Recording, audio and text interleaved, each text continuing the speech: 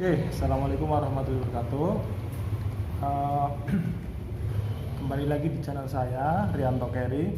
Saat ini kita akan mempelajari tentang materi kimia tentang asam dan basa. Apa sih bedanya asam, basa, dan satu lagi ada garam. Oke. Nah, yang pertama kita harus mengetahui nih, apa sih itu asam dan apa sih itu basa. Nah, asam itu ya memiliki 10 ciri-ciri. Bisa kalian lihat di sini sendiri ya. Yang pertama adalah asam itu sifatnya memiliki menghasilkan ion H+ di dalam air. Berarti kalau dia ion H+ di dalam air, berarti dia itu asam. Bersifat asam, pasti bersifat asam. Terus bersifat korosif. Ada ya. Korosif itu artinya adalah dia itu bisa membuat bahan-bahan metal atau bahan-bahan seperti besi dan lain-lain itu bisa keropos. Nah, biasa kita bilang korosif gitu ya. Korosif atau bahasa Jawanya itu tieng atau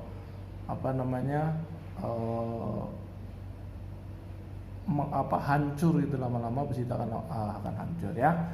Terus selanjutnya mengubah warna kertas lakmus, yang kalau asam berarti semua kertas lakmus itu menjadi merah ya. Kertas lakmus apa aja menjadi merah ya.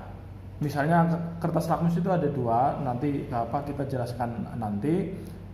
Yang pertama ada merah, yang kedua ada biru. Nah, ketika kertas lakmus itu dicelupkan ke larutan asam, maka yang merah tetap menjadi merah, yang biru akan menjadi merah, gitu ya. Tuh, kertas lakmus. Selanjutnya, pH-nya itu kurang dari 7. Oke, pH-nya itu kurang dari 7, ya. pH itu, ya, saya jelaskan sedikit, itu antara 1 sampai 14. 1 sampai 14 itu ada dua pH, yang satu pH asam, yang satu pH basa. 1 sampai 7 atau 1 sampai 6 gitu ya, itu asam. 1 sampai 6 itu asam, 6, 7, 8 itu garam. Ya, jadi tidak bersifat asam, tidak bersifat basa. Nah, 8 sampai 14 itu basa. Oke? Basanya nanti kita akan bahas di materi tentang basa. Selanjutnya, ion H+ lebih besar daripada ion OH-, ya. Karena tadi asam itu menghasilkan ion H+, maka ion H+ itu lebih besar daripada ion OH-. Nah, dapat menetralkan basa. Jadi kalau ada basa dicampur dengan asam itu akan jadi netral, gitu ya. Nah, ada lagi dapat menghantarkan arus listrik. Arus listriknya itu akan dihantarkan oleh si asam itu ya. Jadi misalnya ada larutan asam, terus kamu taruh listrik positif, taruh lagi listrik negatif. Nah, itu listrik positif negatif itu akan nyambung gitu ya. Terus selanjutnya menerima elektron. Jadi ada elektron itu diterima oleh si larutan asam ini. Yang terakhir adalah asam kuat dapat merusak kulit. Jadi kalau asamnya kuat itu ya dapat merusak kulit kalian. Ini rambut, maaf ya. Inilah penampilan saya. Nah, itu dapat merusak kulit kalian. Oke? Kulit kalian itu akan rusak oleh yang namanya asam kuat. Oke? Nah, contoh-contohnya nanti kita cari ya. Itu adalah ciri-ciri dari asam. Oke? Asam doang ya. Nah, itu ada 10 ciri nih ya. Kalian pahami, kalian lihat sendiri, oke? Selanjutnya adalah ciri-ciri dari basa. Nah, ciri-ciri kalau tadi udah ciri-ciri dari asam, sekarang ciri-ciri dari basa. Yang pertama adalah menghasilkan ion OH- di dalam air. Kalau asam tadi OH+, sekarang OH- di dalam air ya. Terus yang kedua, memiliki rasa pahit. Kalau tadi asam itu memiliki rasa masam atau asam ya. Nah, kalau yang OH basa itu memiliki rasa pahit. Yang ketiga licin, ketika kita sentuh. Nah, licin ketika kita sentuh itu licin. Ya. Terus mengubah warna kertas lakmus merah menjadi biru. Kan tadi udah saya jelasin tuh ya. Kalau asam itu merah-merah, nah kalau basa itu menjadi biru semuanya. Merah menjadi biru, biru tetap menjadi biru. Nah, pH-nya lebih dari 7. Dari 8 sampai 14 itu adalah pH-nya ya. Jadi semakin ke 14 itu semakin pahit. Kalau tadi yang asam semakin ke 1 semakin pahit. Nah, kalau yang basa semakin ke 14 semakin pahit. Oke. Selanjutnya basa itu juga H plusnya ya itu lebih kecil daripada OH min, kebalikannya ya. Selanjutnya dapat menetralkan asam ya.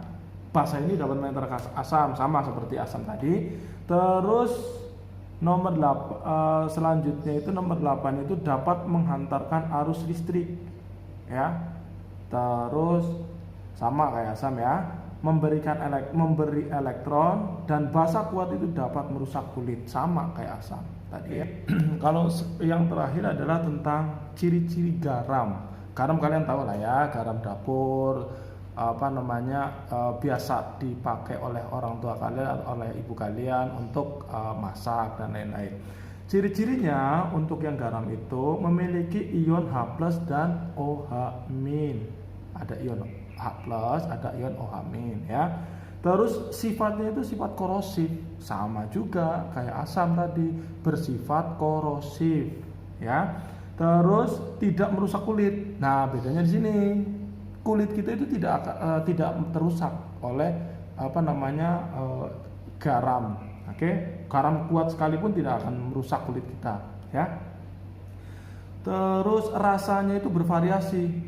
Ada yang asin, ada yang asinnya itu sampai pahit, itu ada ya. Kalau yang terlalu asin itu lama-lama menjadi pahit. Terus tidak mengubah warna kertas lakmus. Jadi kalau kertas lakmus merah sama biru dimasukkan ke dalam larutan garam itu tidak akan berubah. Merah tetap menjadi merah, biru akan tetap menjadi biru. Oke. Nah, terus selanjutnya pH-nya itu kurang lebih 7, pas dengan 7 ya. Semakin 7 berarti semakin garam dia ya. H+ sama OH- itu sama. Karena pH-nya sama, maka H+-nya dan OH- itu sama juga ya. Terus bersifat netral dia, sifatnya netral dia ya. Terus dapat mengencerkan larutan asam maupun larutan basa. Jadi larutan asam sama larutan basa itu dapat diencerin oleh si garam ini ya. Dapat menghantarkan arus listrik. Nah, semuanya itu dapat menghantarkan arus listrik. Oke. Nah, dari sini ya kita bisa memahami tentang ciri-ciri asam, basa, dan garam. Oke. Nah, selanjutnya kita akan mengetahui nih apa saja sih contoh dari asam, basa, dan garam itu. Oke.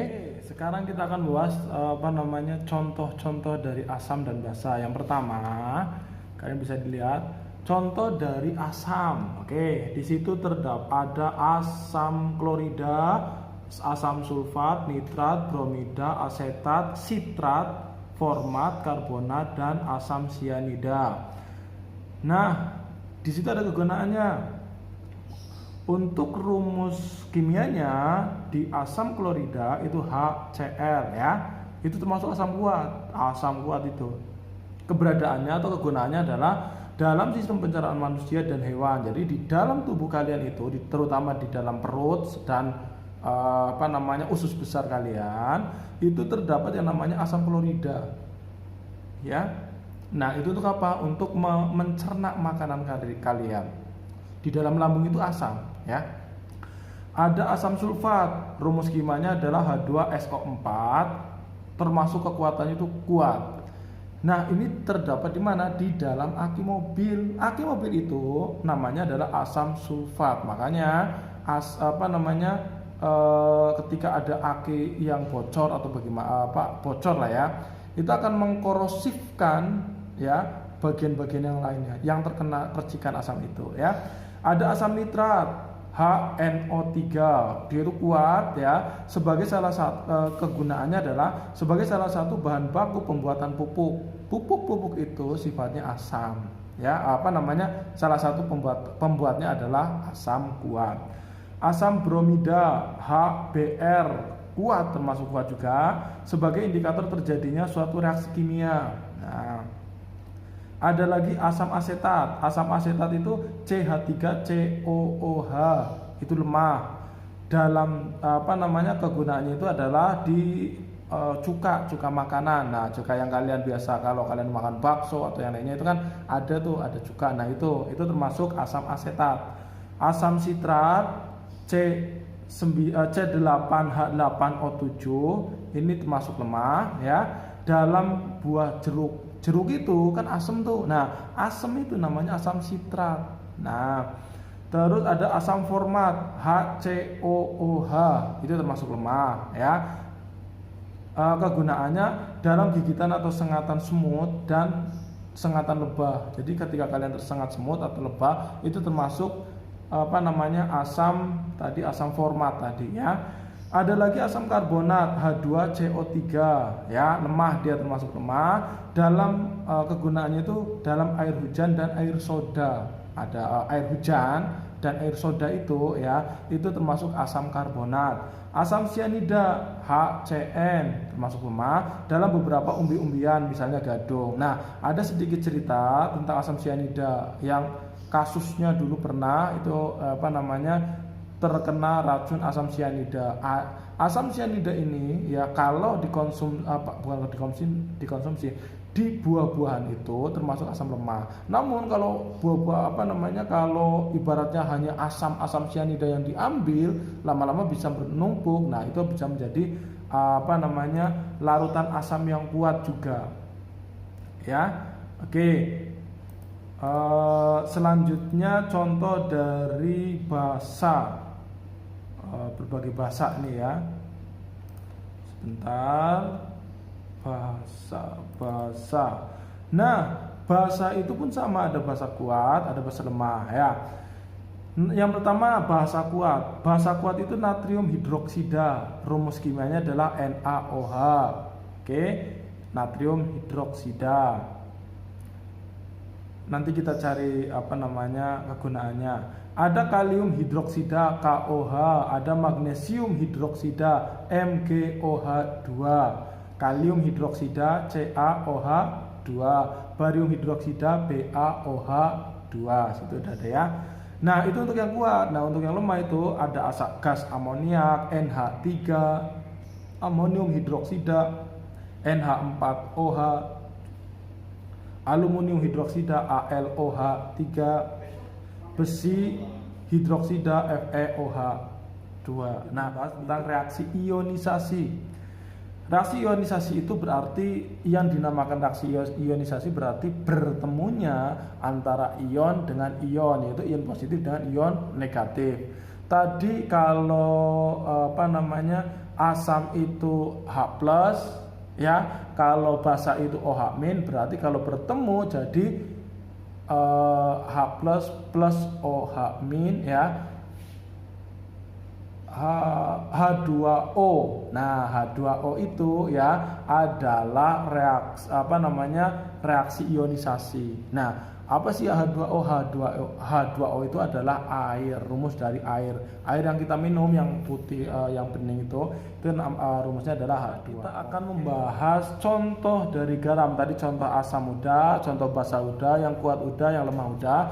Nah, sekarang ada contoh dari garam. Oke. Contoh dari garam itu ya yang di dalam kehidupan kita sehari-hari aja, ada natrium klorida atau NaCl. Nah, itu garam dapur ya. Ada magnesium sulfat MgSO4 yang disebut garam Inggris sebagai obat pencuci perut tuh. Jadi kalau ada obat pencuci perut ya.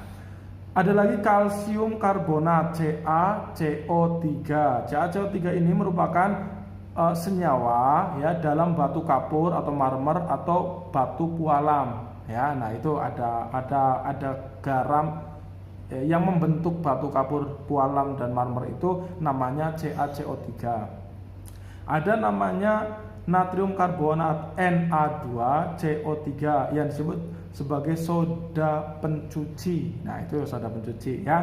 Ada aluminium sulfat Al2SO4 untuk menjernihkan air ya. Ada lagi yang terakhir adalah natrium stretat, ada NaC17H35COO, bahan sabun mandi. Jadi pembuatan bahan sabun mandi itu termasuk bahan termasuk garam. Bahan sabun mandi yang kita pakai itu termasuk garam. Oke. Nah, materi kita materi untuk pembahasan asam basa